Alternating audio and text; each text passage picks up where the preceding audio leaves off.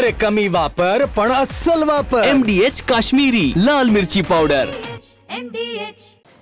काल संजय राऊतच्या पुस्तक प्रकाशनाच्या वेळी उद्धव ठाकरे साहेबांनी जे काही वक्तव्य केलं, खरं तर ते ऐकून आम्हाला मनाला स्वतः त्रास झालेला आहे.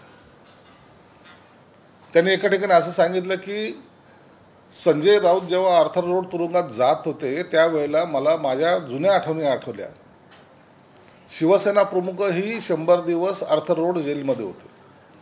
कुणाशी तुलना करताय, संजय राऊतची आणि शिवसेना प्रमुखाची?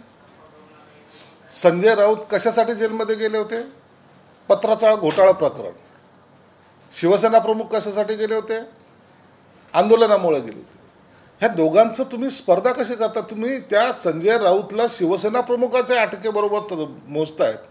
हे मला वाटतं सर्वात दुर्दैवी स्टेटमेंट काल त्यांनी ते केलेलं आहे. आणि शिवसेना प्रमुख होते त्यांनी अनेक लोकांवर उपकार केले, परंतु कधी त्याची वाच्यता केली नाही, हे सत्य आहे. परंतु तुमचेच असलेले सहकारी जेव्हा हे सर्व गोष्टी बोलतात त्या टायमाला त्रास होतो. त्यांनी ज्या ज्या गोष्टी घडल्या ना घडल्या, ज्या कथित गोष्टी, काही गोष्टी तयार करून ज्याला म्हणतात बनवा बनवी ज्याला म्हणतात ना, त्या पद्धतीने त्याने पेश केल्यात. स्वतःच्या अस्तित्व टिकवण्यासाठी त्यांनी उबाठा गटाला वेठीस धरून काय काय घडून आणलं त्याचा परिणाम म्हणून कालचं ते पुस्तक प्रकाशन होतं. आम्ही त्याला जास्त महत्त्व देत नाहीत आणि अशा केल्याने पक्षाची उलट हानी झालेली, पक्ष वाढणार नाही. ते असे म्हणतात की मी शेवटचा माणूस होतो ज्याच्याशी ईडीने पंगा घेतला. मी कसाबच्या बराकमध्ये राहिलो, जयंत पाटलांनी कसाबसाठी बराक बनवला होता, त्यात मला टाकलं, असं ते पुस्तक सोडायचं वेळेस बोलले. कसाबच्या बराकमध्ये राहिले किंवा कुठे राहिले, त्यांनी कसाबने बिर्याणी खाल्ली होती, मग मी पण बिर्याणी खाल्ली, या गोष्टी काय करायच्या आहेत? तुम्ही आरोपी होते, आजही तुम्ही आरोपी आहात, आजही तुम्ही बेलवर बाहेर आहात. म्हणून उद्यासाठी ती कसाबची बराकसुद्धा तुमच्यासाठी खाली ठेवलेली असेल.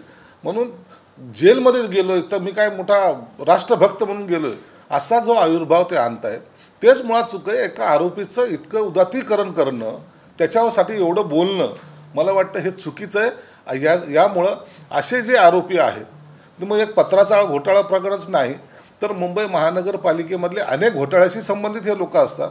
मग यांना ते प्रोटेक्ट केलं जातं. मग यांच्यावर कारवाई करताना अधिकारी थोडेसे मागे बॅकवर येतात. म्हणून अशांना खऱ्या अर्थानं सपोर्ट समाजाने दिला नाही पाहिजे.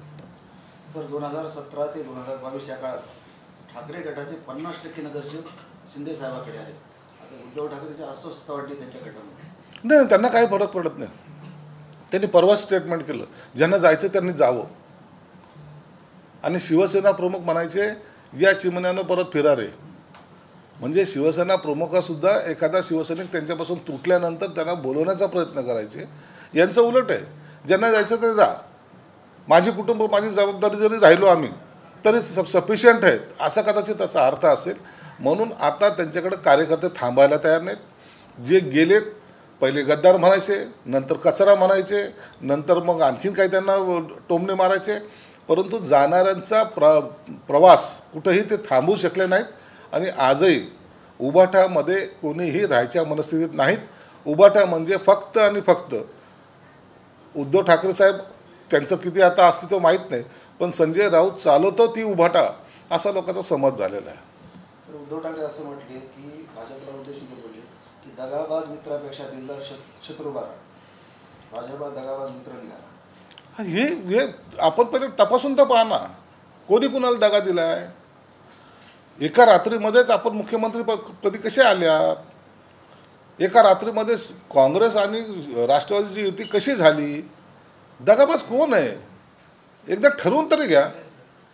म्हणून आता त्यांनी याच्यावर भाष्य करणं, मला वाटतं त्यांच्या तोंडून ते शोभत नाही. शिवसेना प्रमुखाचे चिरंजीव आहात. काही झालं तर सत्याची कास त्यांनी सोडली नव्हती, आता आपण असत्याची कास धरतायत, हे मला वाटतं वाईट आहे.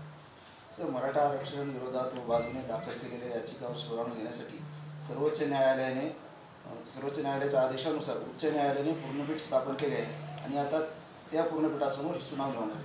अत्यंत चांगला निर्णय सर्वोच्च न्यायालयाने घेतला आहे. अनेक वर्षापासून जे आरक्षणाचा मुद्दा आहे, पूर्णपीठ कधी होणार, कधी सुनावणी होणार, काय निकाल लागणार, आता हा जो काही संभ्रम ज्या समाजामध्ये निर्माण झाला होता तो आता दूर व्हायला सुरुवात होईल.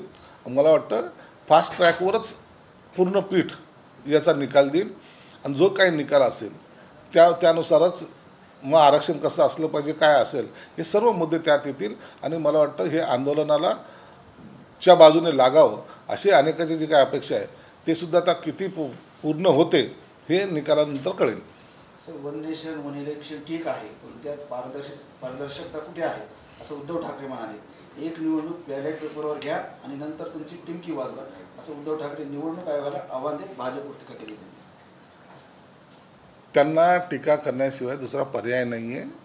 टीका त्यांचं कोणती सगळी बेसलेस असते. तुम्ही जर पाहिलं, जर बॅलेटवर जर असं निवडणुका जिंकता आल्या असत्या तर पश्चिम बंगालमध्ये भाजपचं राज्य असतं, कर्नाटकमध्ये भाजपचं राज्य असतं, अनेक राज्यामध्ये आता गेले लोकसभेच्या निवडणुकीमध्ये महाराष्ट्रामध्ये ज्या लोकसभेच्या सीटा पडल्यात आणि एवढ्या आघाडीच्या सीटा आल्यात त्यावेळेला ना EVM दिसलं नाही. म्हणून ह्या सगळ्या गोष्टी जरी बोलत असली तरी आपला देश हा इलेक्शनचा देश आहे असं न होता वन टाईम वन इलेक्शन जर झालं तर मला वाटतं बाकीचं सर्व प्रगतीचा गाडा हा स्पीडने चालेल. सर, परळीमध्ये शिवराज दिवटे हा तरुण आहे, त्याला मारहाणीचा एक व्हिडिओ समोर आला. समाधान मुंडे या टोळीकडून शिवराजला काठीनं बेटनं बेदम मारण्यात करण्यात आले. संतोष देशमुख सारखं प्रकरण घडता राहिले. बीडमध्ये जे काही रोज एक एक प्रकरण पुढे येतात, मला वाटतं बीडची परिस्थिती ही हाताबाहेर गेलेली दिसते. स्वतः मुख्यमंत्र्यांनी बीडला भेट देऊन याबद्दलचं सविस्तर माहिती घेतलेली आहे. उपमुख्यमंत्री अजितदादांनी घेतलेली आहे. आणि मला वाटतं बीडवरच्या या गुंडावर आता दहशत जी त्यांची वाढलेली आहे त्याच्यावर कारवाई करायला सुरुवात झालेली आहे. परंतु कालचं प्रकरणसुद्धा अत्यंत संतापजनक होता. येणाऱ्या 2-3 दिवसानंतर मी सुद्धा बीडला भेट देणार आहे आणि हा सर्व घडलेली माहिती पोलिसांनी दिलीच असेल, परंतु माझ्यातर्फे सुद्धा मी मुख्यमंत्र्यांना देणार आहे. आणि या जिल्ह्यावर जो काही ठप्पा बसत चाललेला आहे गुन्हेगारीचा तो पुसला गेला पाहिजे, यासाठी कठोर कारवाई करण्याची गरज आहे.